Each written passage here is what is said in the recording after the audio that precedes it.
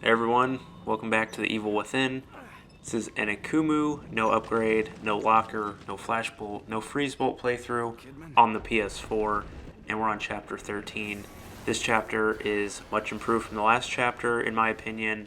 Not that I hate the last chapter, but I actually think this chapter is very underrated when it comes to talking about this game's high points. I'm going to just edit through some of these beginning parts because the first few minutes of this chapter is kind of you just walking around with Joseph.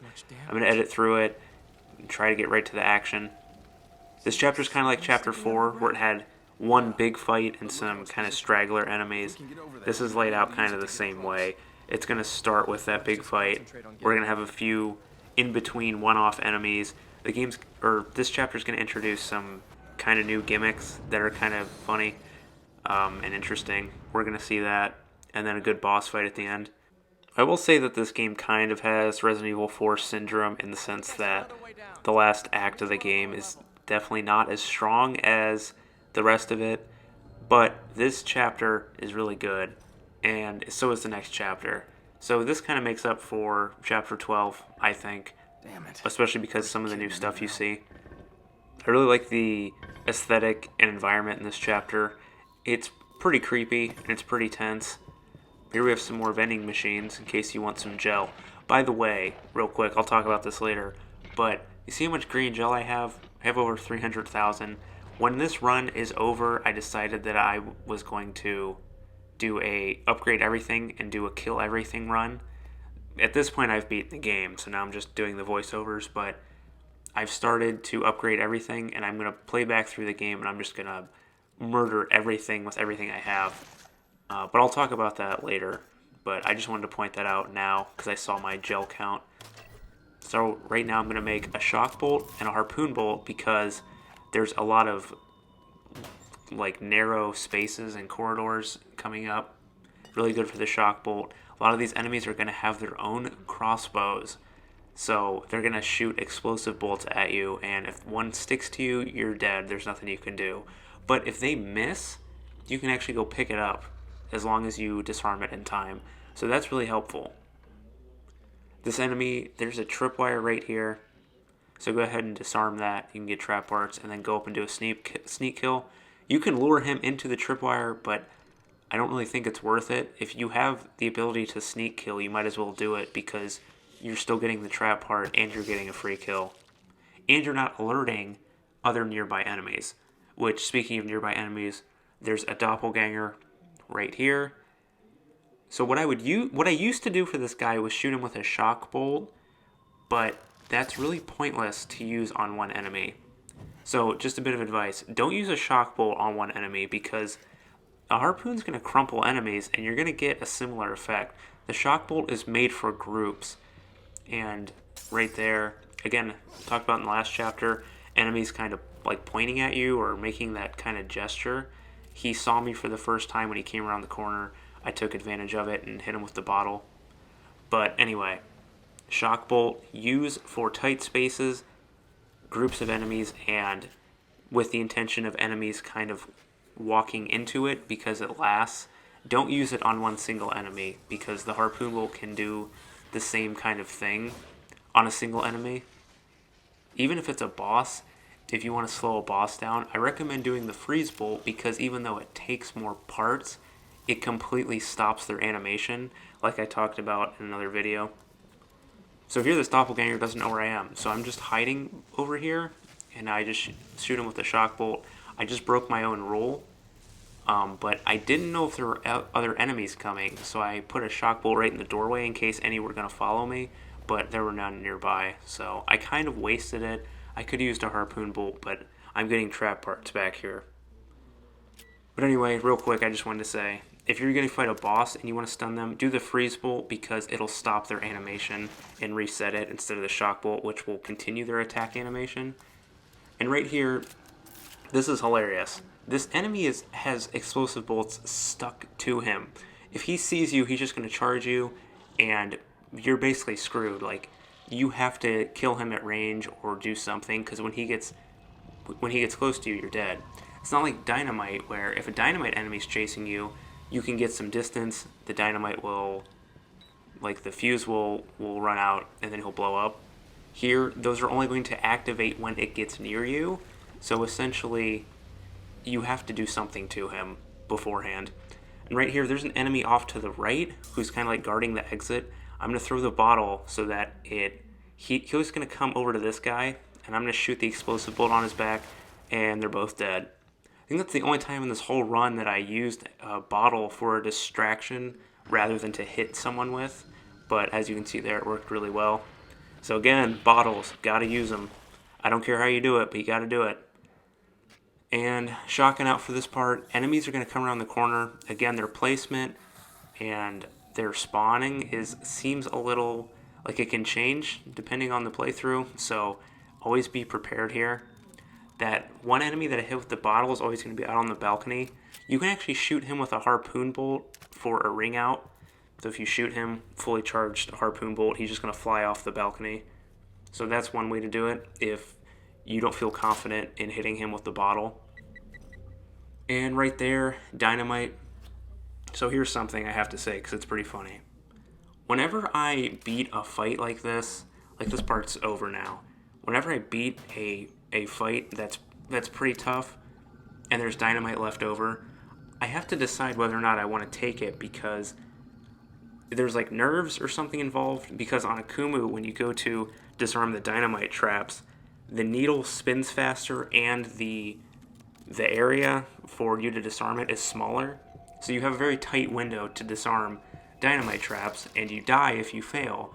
So there's so many times where I'll win a fight, barely, and then I go to disarm the dynamite, and I die doing something that simple. So it's really not an issue if you're playing on Nightmare, even, because the needle moves at like half the speed. It's easier to disarm. It doesn't kill you.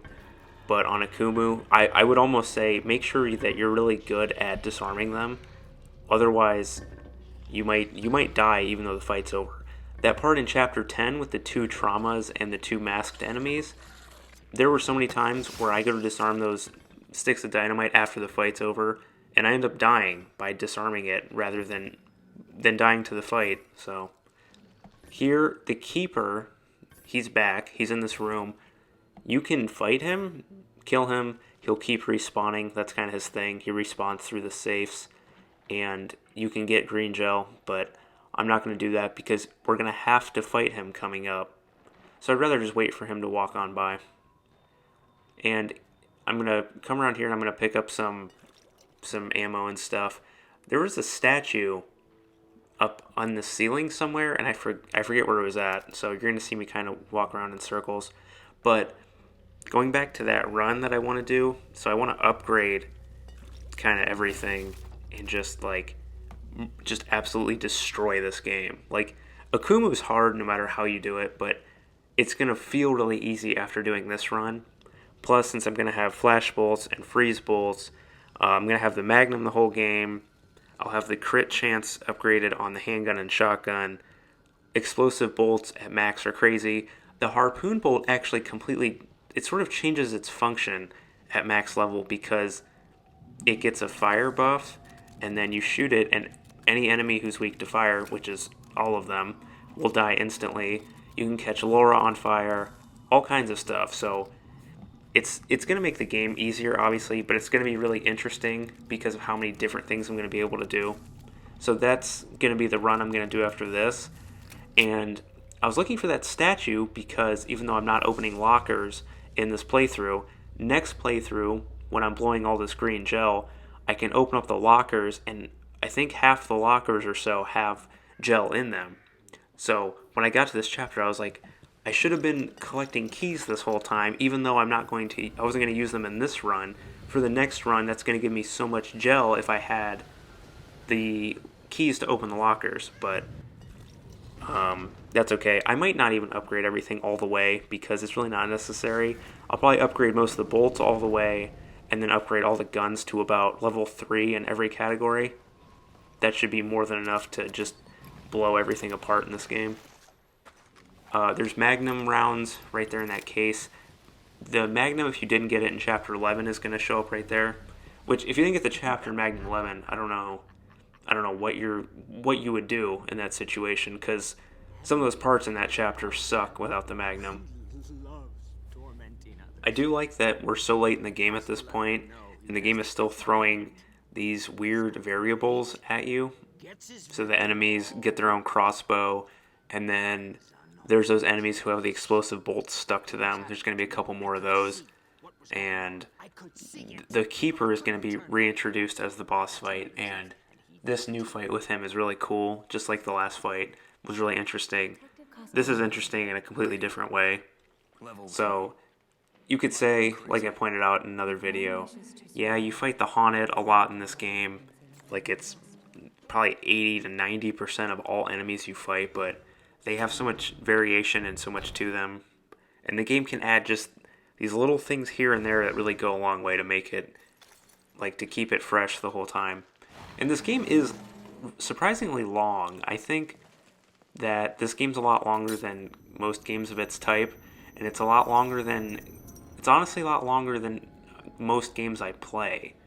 Like, I have a couple games that I want to play after this is over, and I was thinking about it, and I'm like, man, that's going to be so quick, because so many of the games that I want to play for this channel are not nearly this long.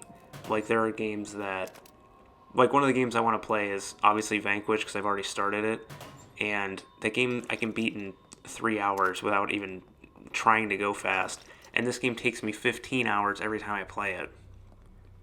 Or something like Zone of the Enders 2, which honestly I can beat in less than 2 hours, depending on what difficulty I'm playing on. If I'm playing on Extreme, which I'm going to play on for the channel, it's going to be maybe 3 hours, but still, same thing.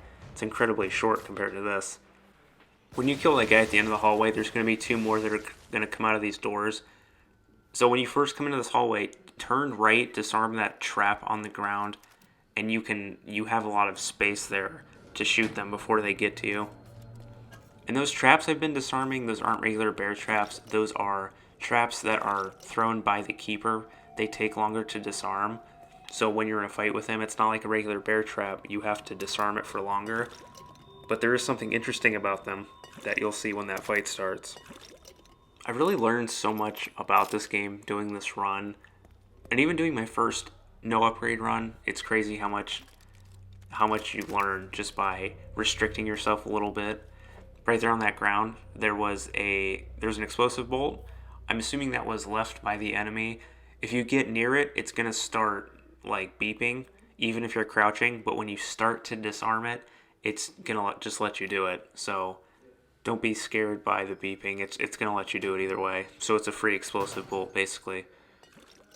But anyway, yeah, there's so much to learn about some games. It's insane. And one thing I was kind of thinking about was when I was doing my commentaries on Vanquish, I feel like I didn't have a lot to say. I don't know, not that the game isn't deep, because it absolutely is. Or maybe I just don't know as much about the game as I do about this, but maybe it's the run I was doing. So I think this is something I kind of wanted to talk about too real quick, is that these challenge runs, I think a lot of people get the impression that they're supposed to be like super fun, and then anyone who does this, we're doing it to like have a bunch of fun. I don't know how other people view this, but I don't view these kinds of runs as like the most fun way to play. In fact, this run specifically, I got incredibly frustrated at some parts. Or in my Vanquish laser cannon run, it's actually kind of boring in some spots. I haven't beat it, but I've done like a knife-only run in Resident Evil 4. Again, sometimes they can just be boring. You don't really do it because it's the most fun. You do it, because you get to a point with a game where you just want it to be harder, and you like the game so much you want to get the most challenge out of it. But also, when you put certain restrictions onto a game, you end up learning a lot about it. Like, as much as I got frustrated during some parts of this run, I learned so much stuff, like so much information that I just poured into all these videos. I know they're not presented really well, but just just so many notes I took, and so many ideas that came to mind just from making the game harder. So anyway, This part is another kind of weird trap room with these spinny bladed Roombas. Basically, if you just crouch walk and just watch the fire, you pretty much will be okay here. What's annoying is that on this difficulty, those things kill you in one hit. So if you don't see them coming, they can just kill you. Sometimes I die here a lot, but I only died here I think once or twice. So you disarm this. This like acid wall thing. It's basically just another barrier, kind of like how in the other levels you have to pull a lever or something. It's the same deal. The difference being that if you step into that, you die. So obviously, don't do that. Although, in that big fight, there's one of those barriers, and you can shoot through it. So it's kind of interesting in that enemies are forced to go around it, but you can still shoot through it. I didn't take advantage of it there, but that is something you can do if you want to stand on one side of it and kite enemies or force enemies into going around it. You can do that. So here's the boss or the fight with the Keeper, I should say. And you have to kill him 3 times in order to get out of here. So there's going to be his traps already lying around. And if you disarm them and he goes for his swing, it's going to miss you since you're too far down. So that's really useful. So you can just disarm those without really worrying about it. If he starts doing his running charge, then that'll hit you because he basically just plows into you. And I used an explosive bolt right there, but it didn't knock him down. I think it's because his wind-up attack has armor on it. And there I just shot the Roomba because I was annoyed by it, because it killed me a few times here. So he's going to spawn again over here, or on the other side of the room. All these like meat things hanging in the middle of the room, you can walk through those, but your movement speed is slowed down and you can't shoot.